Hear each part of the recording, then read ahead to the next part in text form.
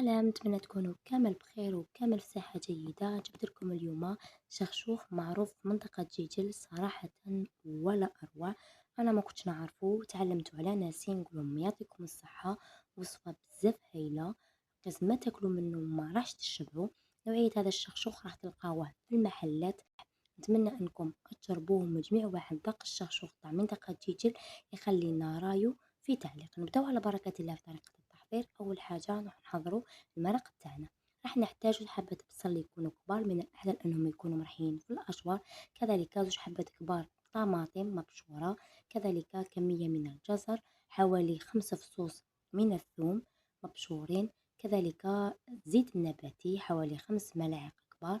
كمية من اللحم، كمية من الدجاج. لهنا تقدروا ديروا غير الدجاج فقط، وتقدروا ديروا اللحم فقط، كما تقدروا تخلطوه مع بعض. في التوابل راح نحتاج كركم، فلفل أسود، كمون، شوية قرفة، ملح. كذلك ورق الغار. نروحوا لهنا نديروا القدر تاعنا على نار تكون قليلة، ونخلوا لهنا الدجاج تاعنا واللحم يتقلاو مليح مليح. كما راكم تلاحظوا معنا، كل ما تقلوا مليح كل ما تكون النار قليلة، كل ما المرقة تاعكم تجي بنينة. السر باش الماكلة تاعكم تجيكم بنينة انها تاخذ حقها في التقلية. كما راكم تلاحظوا معنا. عفوا لهنا نسيت الطماطم المصبرة ملعقة صغيرة، ما تنسوهاش نتوما. كما راكم تلاحظوا انا قللت مليح مليح. بعد ما تقلوا تروحوا لهنا تمرقوا بالماء يكون سخون. حذاري انكم تمرقوا بالماء يكون بارد. وتضيفوا كذلك حمص. انا الحمص لهنا كان طايب، درت كمية من الحمص وخليت المرق تاعنا يطيب على نار تكون متوسطة. كمية الماء اللي تمرقوا بها هي حتى يتغطى كامل هذاك الدجاج واللحم. كملاحظة، كما نعرفوا لهنا الدجاج يطيب لنا بالخف. غير نحسوا الدجاج باللي خلاص طاب لنا، نحوه من المرق ونخلوا اللحم تاعنا يكمل أطيب. كما راكم تلاحظوا معنا. المرق تاعنا لهنا ما يكونش خاطر خاطر، وما يكونش خفيف خفيف، في المتوسط. من جهة أخرى، اللي يحب الحار يضيف فلفلة واحدة تكون حارة، فلفل حار في الآخر. اللي ما يحبوش ما يضيفوش. أنا لهنا نحب الفلفل الحار، ضفت واحد. وخليت المرقة تاعنا كما راكم تلاحظوا معنا. المرقة لهنا صارت جاهزة. نروحوا لهنا لطريقة تحضير الشخشوخ. كما راكم تلاحظوا الشخشوخ تاعنا راح يكون بهذا النوعية. نروح لهنا نضيف لكم 100 من زيت الزيتون، نخلطو مليح مليح. ندخلو كامل هذاك الزيت في الشخشوخ. بعد ذلك نضيف كمية قليلة من الماء. حذاري انكم تكثروا الماء، غير شوية برك. كما راكم تلاحظوا معنا. بعد ما نضيف شوية تاع الماء، نخلي هذاك الماء يشرب كامل، هذاك يشرب تشربوا كامل هذاك الشخشوخ.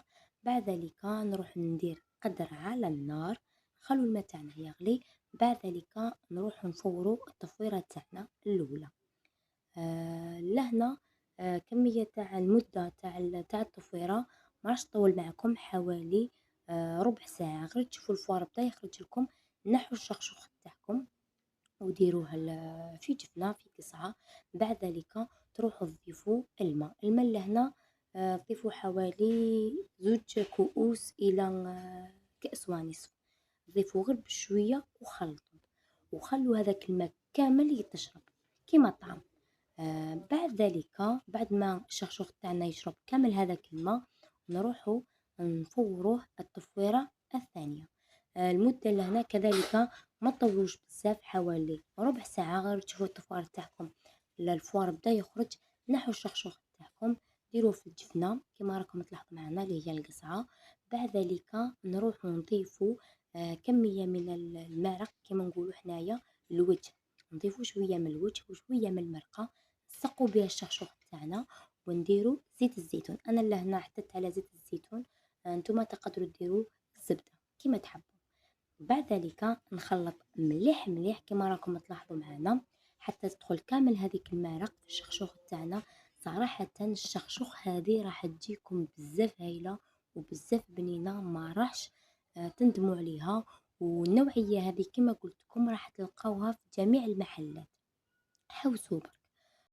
نتمنى انكم تجربوا الوصفة تاع نهار اليوم، وما تنساوش تخلوا لي رايكم في تعليق. نتلاقاو إن شاء الله في وصفة أخرى. ما تنساوش كذلك تفعيل الجرس بالكم كامل جديد، ونتمنى كنت خفيفة عليكم.